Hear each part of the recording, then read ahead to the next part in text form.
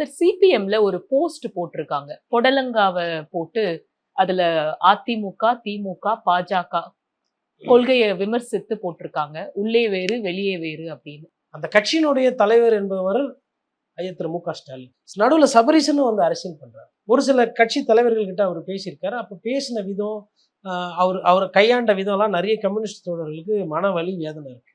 அதுக்கப்புறம் இவங்க கிட்டலாம் நம்ம போய் பேச வேண்டியதா இருக்கு. இவங்க கிட்டலாம் இது பண்ண இப்ப கூட பாருங்க, சமீபத்துல சட்டமன்றத்துக்கு வந்தாரு அவர். இங்க என்ன நடந்துகிட்டு இருக்குது? அவர் வந்து இப்ப கேலரியில இருந்து பார்த்து என்ன பண்ண போறாரு?